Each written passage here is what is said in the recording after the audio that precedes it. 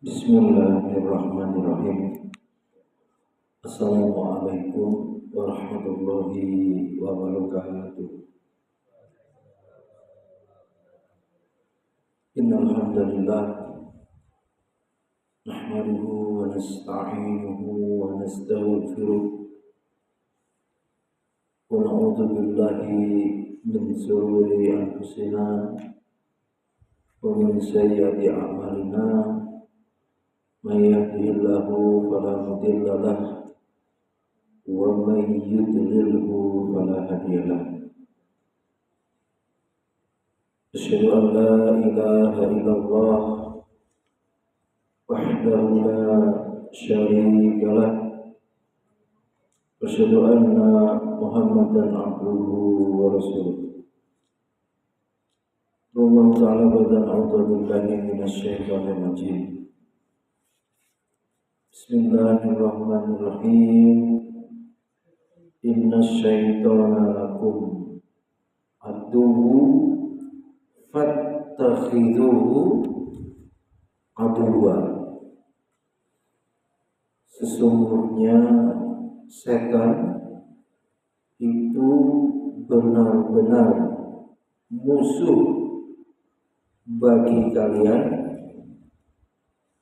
Fattakhidhuhu aduwwa, maka ambillah, jadikanlah, musuhilah setan itu.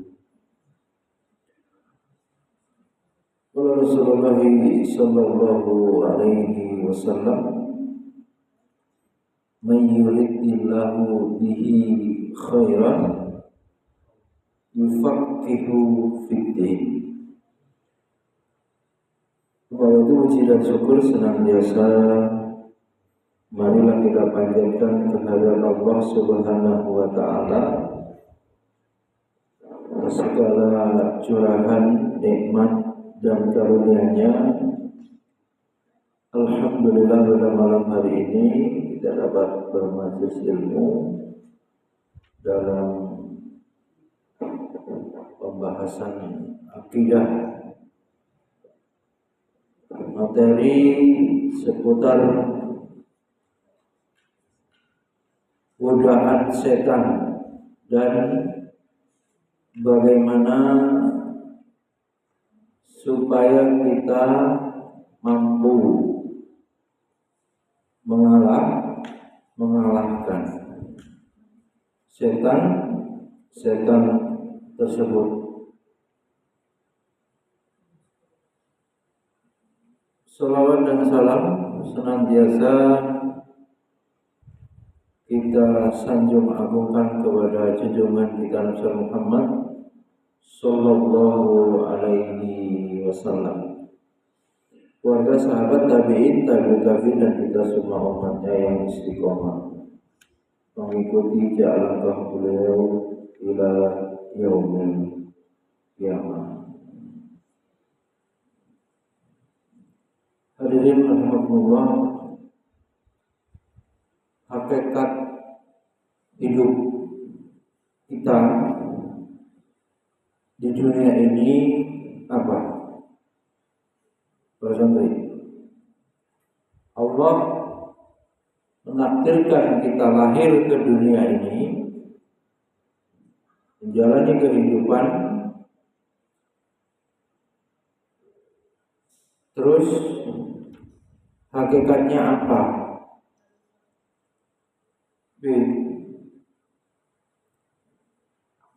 Alladzi khalaqal mauta wal hayata liyabluwakum ayyukum ahsanu amala. Apa maksudnya, Rik? Allah menjadikan kehidupan kita di dunia ini sebagai ujian. Siapa dari hamba-hamba Allah, dari kita ini yang lulus, sukses, ahsanu amalan. Apa begini? Siapa yang berhasil memiliki amalan terbaik atau beramal dengan amalan ahsan, yang terbaik, yang paling baik. Amal soleh yang dilakukan dengan kualitas tinggi, ikhlasnya, khusyuknya, ketawaduannya, bebas dari riaknya, ya kan? Mukhlisina lahuddin. Kondisi ideal sukses beramal tidaklah mudah, enggak kan? Gampang. Mulai muhasabah qoblal amal, niat, ya, sidqun niat, niatnya diuji jujur, tilawah Al-Qur'annya jujurkah, wajah ridha Allah sebagai tujuan, jujurkah menuntut ilmu di pondok ini semata-mata ridha Allah sebagai tujuan, sehingga pelajaran demi pelajaran itu dilalui dengan kebahagiaan, dilalui dengan kesenangan, cinta, mahabbah terhadap ilmu, mahabbatul ilmi. Sebagai muhibbin, orang yang mencintai ilmu, itu akan diuji barangkali. Apa itu bosan? Apa itu jenuh? Apa istilahnya? Gabut, bosan, taklim terus. La ilaha illallah. Taklim lagi. Ya. Oleh karenanya malam hari ini kita coba kaji bagaimana syaitan itu menggoda kita manusia, akhirnya kalah nanti. Sebab dalam surat Al-Fatir tadi di mukadimah disampaikan apa? Fattakhiduhu aduwa. Camkan ini. Ya Luqman, jadikanlah setan itu musuhmu. Jadi tidak ada kehidupan di dunia ini yang tenang-tenang saja, damai-damai saja, tanpa ada musuh. Karena tabiatnya kehidupan ini ujian. Di dalamnya Allah mengirimkan setan untuk menguji. Maka siapa yang probability atau kemungkinan besar dia berhasil menang? Tentu yang mengilmui bagaimana caranya mengalahkan setan. Tidak ada cara lain. Kenali musuhmu, maka kamu akan menang dalam teori peperangan. Kalau tidak memahami kekuatan musuhmu, bagaimana mungkin bisa mengalahkan? Yang parah ya anak, manusia tidak menyadari bahwa hidupnya sehari-hari itu punya musuh.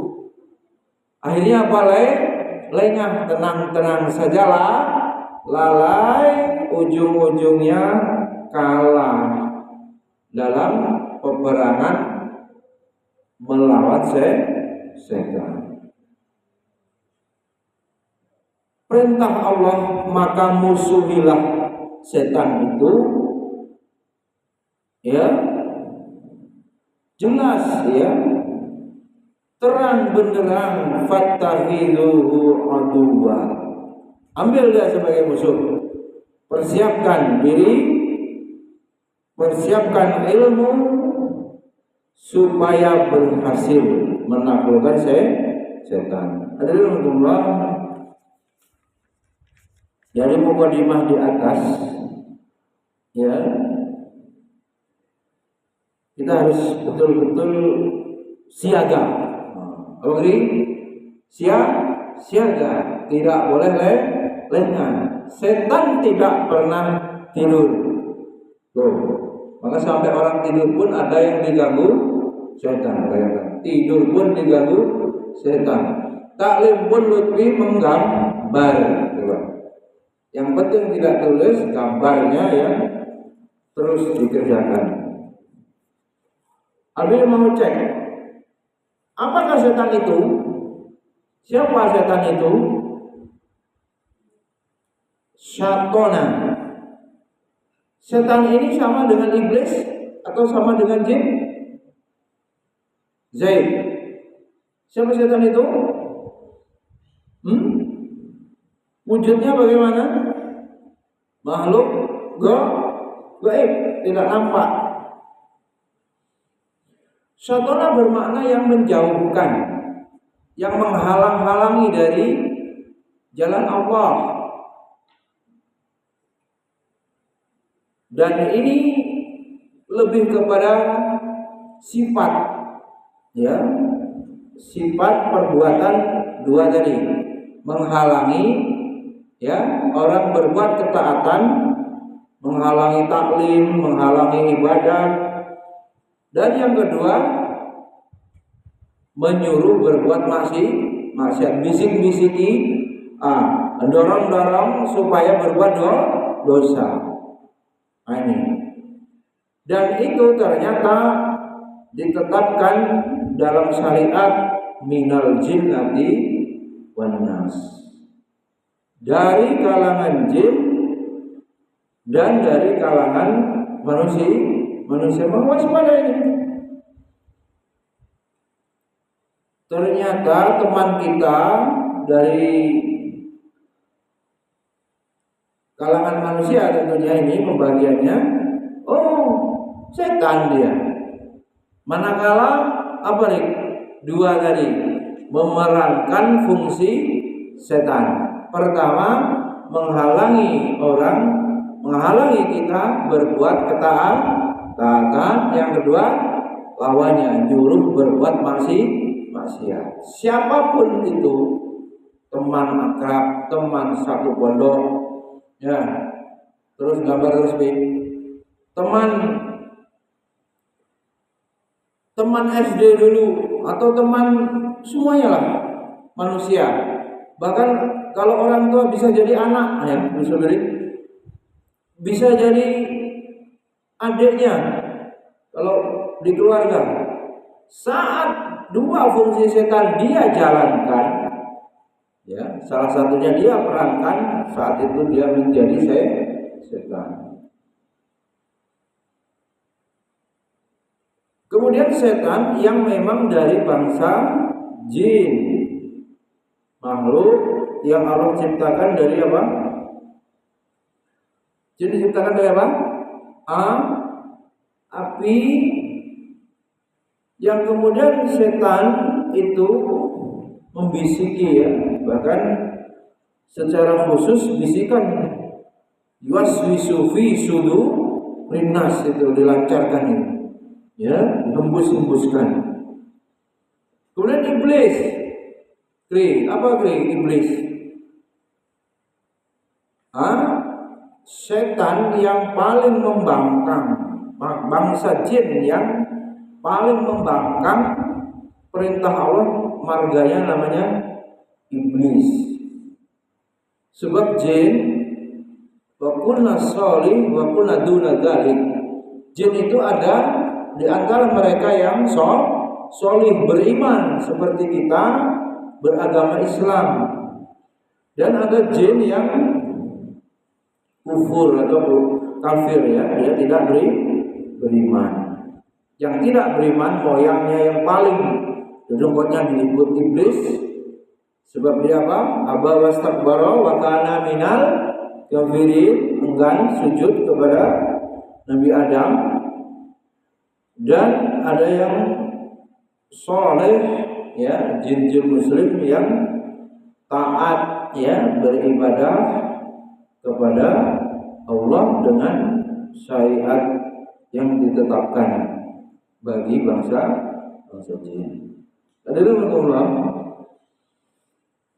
dalam rangka sukses kita ya menaklukkan tipu daya setan yang ini akan menjadi kunci sukses apa saja bisa beri dalam segala hal. Yang sekolah, yang kuliah sukses, alim, nafi, jadi orang alim, ilmunya manfaat, ya, maslahat lil ummah, berguna bagi umat. Tuh. Yang memimpin, ya, dimudahkan, mampu menaklukkan godaan setan, husnul khatimah sampai akhir jabatan. Yang menjadi kepala keluarga, memimpin rumah tangganya selamat, keluarganya apa? Sukses. Apa istilahnya Abi Sobirin yang menikah? Sakinah mawaddah warahmah, samara taqwa, samarata. Ini keluarga yang profilnya keluarga Islami. Keluarga siapa ini? Bisa kita tiru bagaimana profil keluarga di Al-Quran, ya. Banyak kisah-kisah yang bisa diteladani. Atau keluarga Rasul Muhammad Shallallahu Alaihi Wasallam. Hadirin Allah, kita wajib mengimani perkara yang gaib. Salah satu perkara yang gaib itu apa? Jin. Yang gaib itu tak nampak, tidak bisa kita lihat secara langsung kasat mata. Nah, setan itu dari golongan jin dan dia menyertai manusia. Di antara dalilnya diriwayatkan oleh Imam Muslim dari sahabat Ibnu Mas'ud radhiyallahu anhu, beliau sallallahu alaihi wasallam bersabda, "Ma minkum min ahadin illa wa qad ukila bihi qarinuhu minal jin wa qarinuhu minal malaikah." Ini bisa disampaikan ya. Ini dalilnya sangat jelas. Tidak seorang pun dari kalian, kata Rasul, kecuali ada setan pendamping. Tidak seorang pun dari semua manusia, tak terkecuali ya, di dalam tubuhnya ada korin. Apa artinya korin, Lukman? Pendamping. Berarti di dalam tubuh Lukman ada apa? Jin, korin. Sekaligus juga wa qorinuhu minal malaikah. Ya Fikri, berarti di dalam tubuh Fikri juga terdapat korin dari bangsa malaikat, pendamping jin dan pendamping malaikat. Jelas Gus? Ada pendamping apa Gus? Korin dari bangsa jin dan korin dari bangsa malaikat. Semua manusia sama. Lalu kemudian para sahabat radhiyallahu anhu bertanya, apakah engkau juga demikian ya Rasulullah? Beliau sallallahu alaihi wasallam menjawab, demikian pula dengan diriku. Nabi juga sama nih. Akan tetapi khususan bagi Nabi kita, Allah Subhanahu wa Ta'ala telah menolong Nabi kita supaya bebas, selamat atau dari setan korinnya itu, sehingga korin setan yang normalnya menyuruh, menggoda manusia supaya bermaksiat kepada Allah, khusus setan yang ada pada diri Nabi ditaklukkan oleh Allah, dia tidak menyuruh berbuat dosa, malah sebaliknya setan itu tidak bisa menyuruh kecuali kebenaran. Khusus bagi siapa? Nabi Muhammad Sallallahu Alaihi Wasallam. Hadis riwayat Muslim ya. Itu kemudian jelas ya, perkara akidah yang wajib kita imani ya. Materi malam ini apa lagi? Akidah, tapi selingi pembahasan tentang godaan setan ya, poinnya ya. Itu. Jadi simpulannya apa? Yang bisa birin belajar membuat intisari. Jadi apa, Dik? Rik, Zaid, setiap manusia ada qarin dari golongan jin. Tuh. Dan juga ada qarin dari golongan malaikat. Qarin jin bisiki berbuat dosa, nyuruh maksiat. Qarin malaikat lawannya apa? Nyuruh berbuat taat. Malaikat itu bisikannya kebaikan. Oh, maka di hatimu para santri sudah mulai bisa merasakan konflik belum? Pas mau berbuat sesuatu yang bisa jadi melanggar aturan tata tertib, atau mungkin berbuat dosa sekalian bisa mirip. Sudah pernah merasakan ya terjadi bisikan di hati, suara malaikat, misalnya mau berbuat maksiat, jangan, dosa, azab Allah, pedih ya. Satunya setan, qarin dari jin, gak apa-apa, nanti bisa bertobat. Namanya guru agama Ustadz Sobirin kan tahu caranya tobat, jadi bolehlah. Karena tahu cara tobat, yang boleh berdosa Ustadz, guru PAI, macam begitu, bahaya. Yang merusak apa ini? Pertanian, ahli pertanian ya. Yang merusak ini, yang bisa nyuri listrik nih, ahli apa? Listrik PLN-nya ya, pegawainya. Yang merusak agama, waduh, ya ustadznya juga dia menjual yabiudinakum, menjual agamanya atau minajil untuk nilai materi dunia, menjual fatwa untuk kepentingan penguasa misalnya ya. Karena itu kita waspada ya.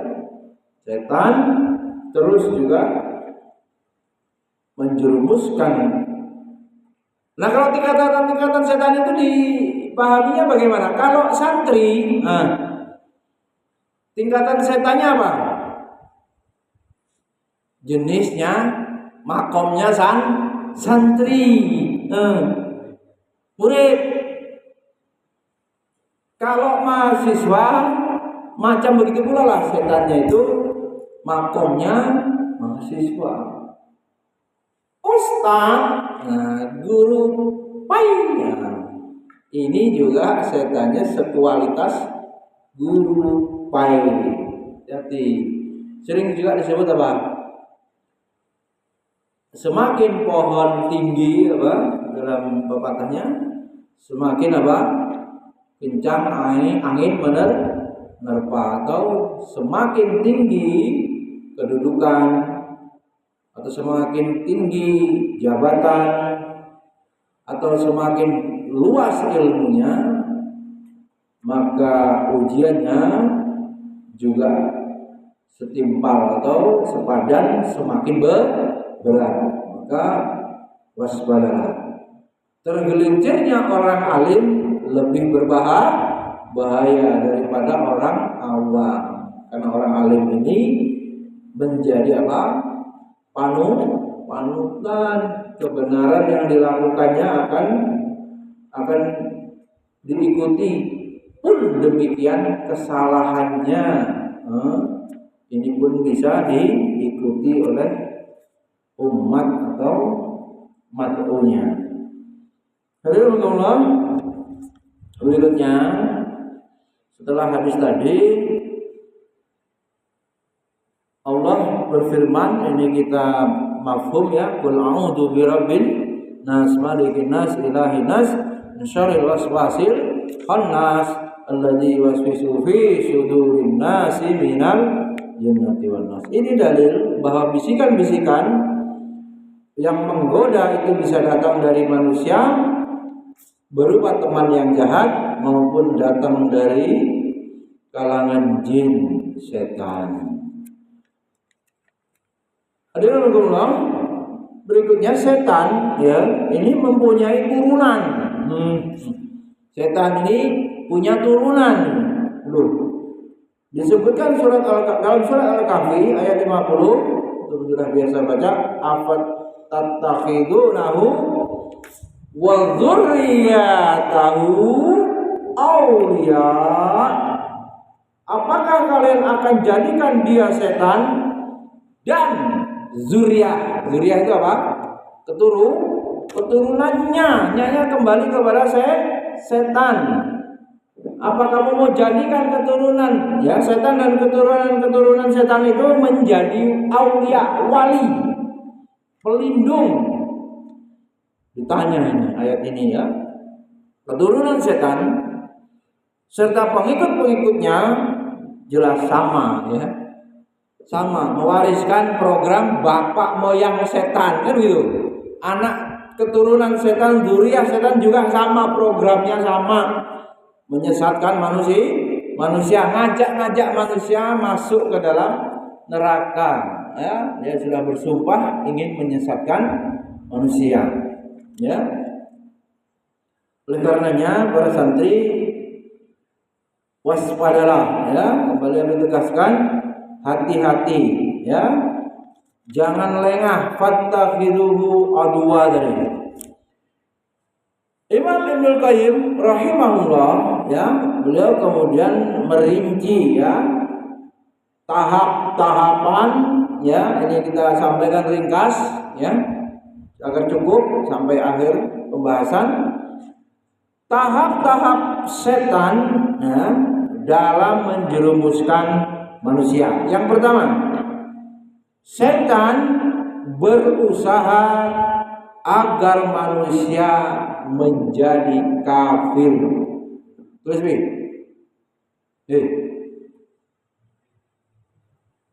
setan itu program pertamanya orang itu disuruh menjadi kafir. Jadi tidak beragama Islam. Yang kedua, derajatnya sama, tapi masih nomor satu ya, musyrik. Musyrik ini gimana musyrik? Ini pelajaran anak kita ini. Innal ladzina kafaru berarti orang-orang kafir. Min ahlil kitabi wal musyrik. Nah, itu surat Al-Bayyinah itu. Dari ahli kitab dan orang-orang musyrik. Yang musyrik ini mempersekutukan Allah. Bisa jadi orang Islam dong ngakunya, ya kan? Begitu kan? Musyrik itu orang Islam bukan? Islam. Kalau orang kafir memang tidak beragama Islam. Orang musyrik ini pelaku kesyirikan yang menduakan Allah. Beribadah kepada Allah jalan, ke dukun juga jalan. Memelihara jin jalan, punya jimat jalan, punya kesaktian jalan. Pertolongan selain dari Allah dia juga lakukan. Allah iya, selain Allah juga iya. Itu namanya orang musyrik, mempersekutukan Allah. Itu tahapan pertama ya, setan dalam menjerumuskan manusia. Yang kedua, setan itu menggoda manusia, menjerumuskan manusia dalam perbuatan bid'ah. Apa? Dalam perbuatan mengada-ada. Sudah hafal hadisnya di hadis Arba'in, man amila amalan laisa alaihi amruna fahuwa raddun. Siapa yang melakukan suatu amalan yang tidak ada contohnya dari kami, fahuwa raddun. Bid'ah ini perkara-perkara yang baru, khusus ya dalam masalah agama. Lebih-lebih lagi bid'ahnya dalam masalah akidah. ya. Bukan masalah ibadah ya. Bid'ah yang dilakukan ini masalah akidah yang akhirnya orang itu tidak mengamalkan sunnah. Mesti setiap bid'ah subur, sunnahnya mati. Begitu ya. Hal-hal yang baru. Maka logika dalam beragama ini, logika ilmiah berdasarkan syar'i itu bisa dipertanyakan, keyakinan itu didasari apa. Waktu itu ada tugas apa? Khurafat, tahayul, eman. Keyakinannya apa contohnya? Mesti ingat. Meyakini apa?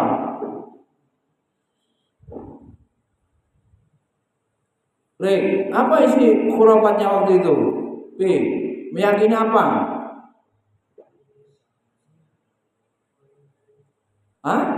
Dongeng-dongeng. Pohon-pohon punya kekuatan. Mitos. Hal-hal yang diyakini tetapi tidak dijumpai dasar hukumnya di dalam Al-Quran dan hadis. Sebab dua itulah sumber hukum Islam. Akidah bersifat apa? Tauqifi. Apa itu?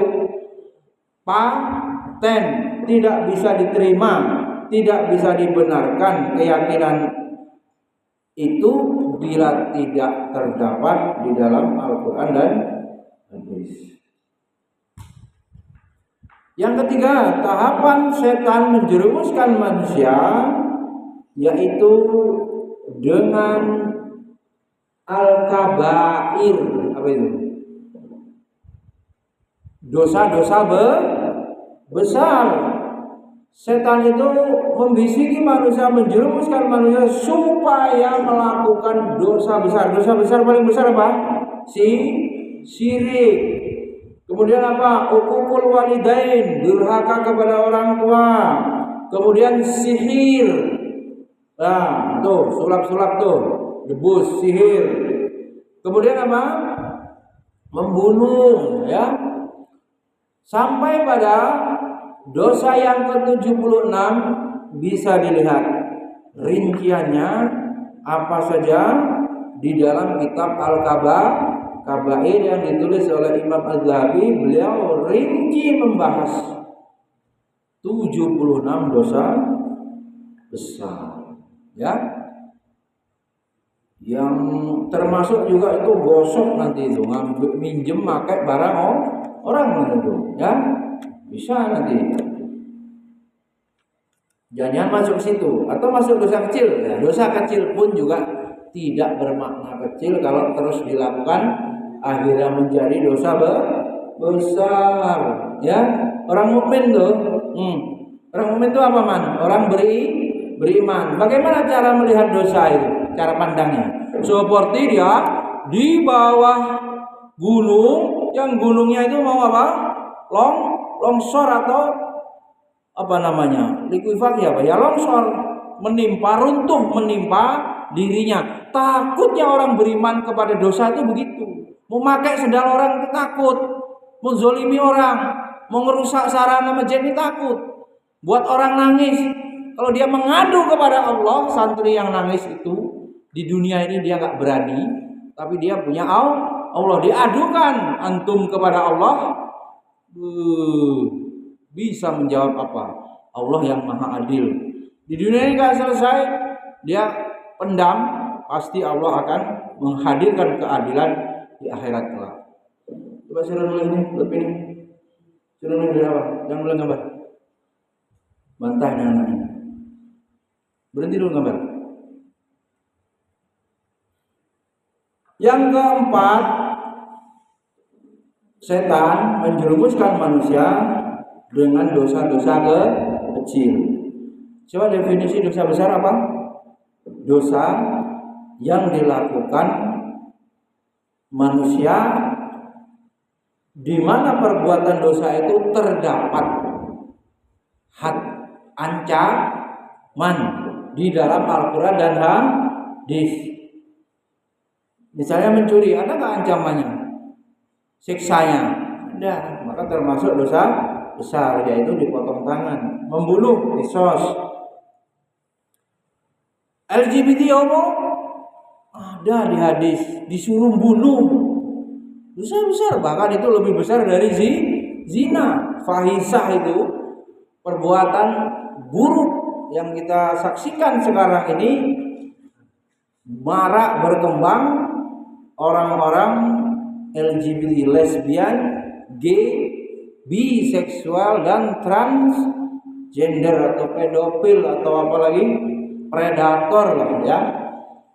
Atau kalau antum juga sudah mulai suka cukur atau apa bisa beliin ke salon yang di situ ada waria, nah, sama juga itu dilaknat oleh Allah. Kita nggak boleh senang melihat model-model apa penyimpangan, merubah ya ciptaan Allah, waria itu ya, bencong-bencong itu ya, harusnya kita benci ya, supaya apa? Mereka tidak merusak ya generasi. Bagaimana dia punya anak kalau waria begitu kan? Terus kalau punya anak bagaimana nanti? Dan kita tidak kita tidak asing lagi melihat banyak mereka yang melakukan kriminal, membunuh ya.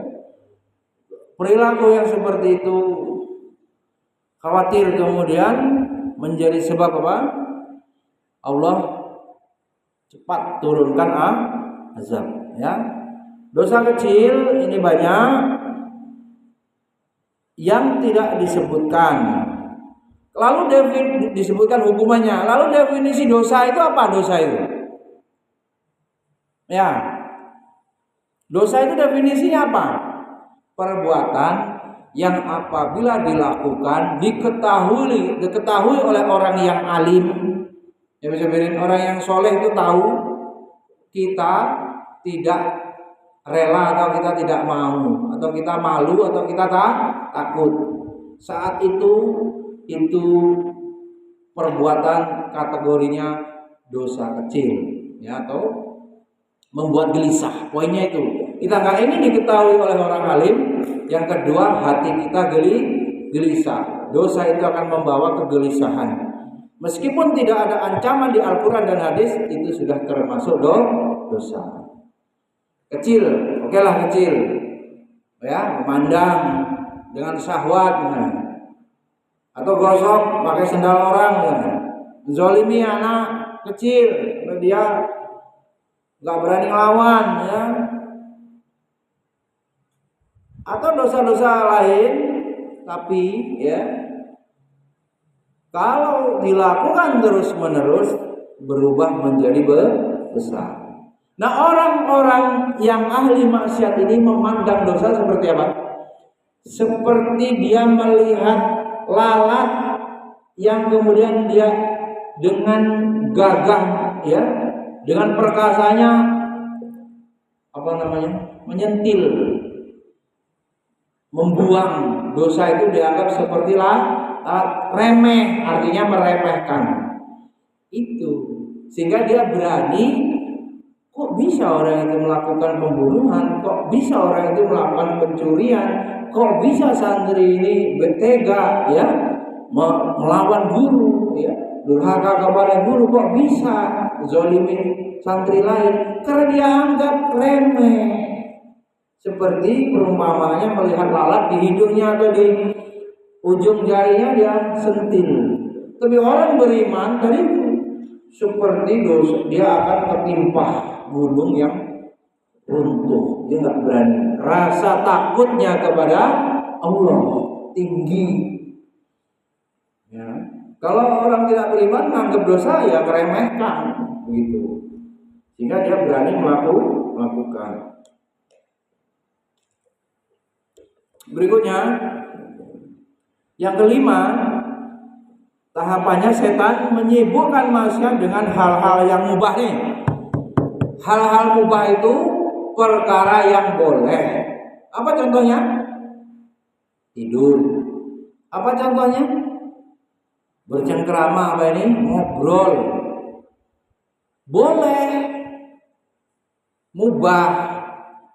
Itu bisa berubah jadi haram kalau seluruh waktunya tidur, pas wajib sholat nggak bangun, pas ngobrol isinya ghibah, berubah. Ngobrol biasa boleh. Kalau obrolannya isinya dakwah, amar ma'ruf nahi munkar, bernilai dakwah. Kalau obrolan biasa nggak kategori dakwah, boleh-boleh saja, nggak ada dosa, nggak ada pahala, mubah. Tapi obrolannya ghibah, berubah jadi dosa. Apalagi ngobrol di saat taklim, mengganggu. Itu sama dengan fungsi setan tadi, memerankan fungsi setan mengganggu orang dalam beribadah menuntut ilmu. Ya. Akhirnya berisik, ya. Akhirnya nggak bisa paham, akhirnya gagal belajarnya gara-gara ngobrol, ya, ribut. Jelas ya, hal-hal yang mubah.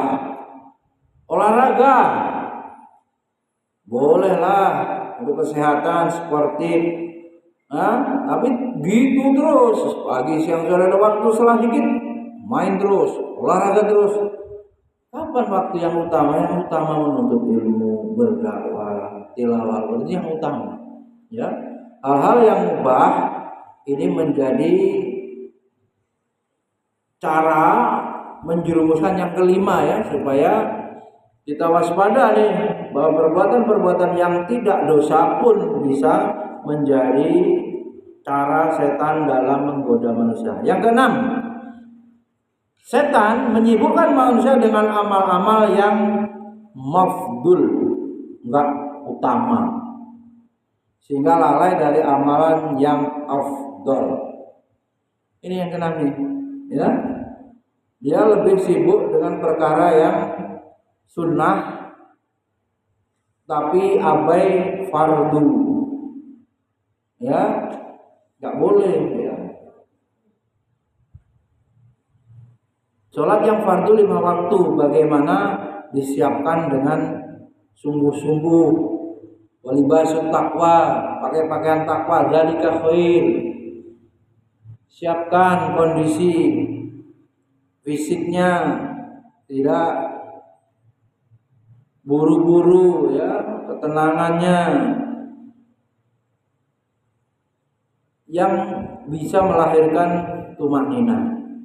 Di perkara-perkara yang wajib, yang utama harus mendapatkan perhatian yang pertama atau yang lebih tinggi dibandingkan perkara-perkara yang sunnah.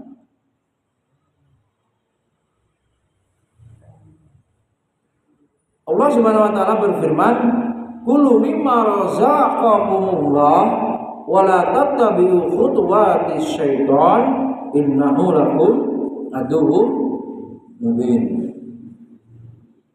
Makanlah dari apa yang dirizkikan Allah kepada kalian dan janganlah kalian mengikuti apa?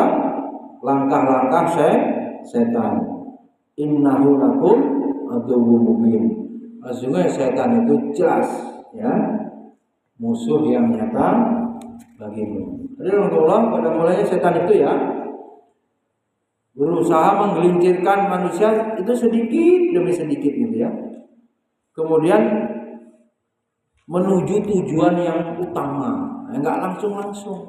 Ya begini, ya, wala taqrabuz zina. Jangan dekati zina, mendekati itu ya pacaran.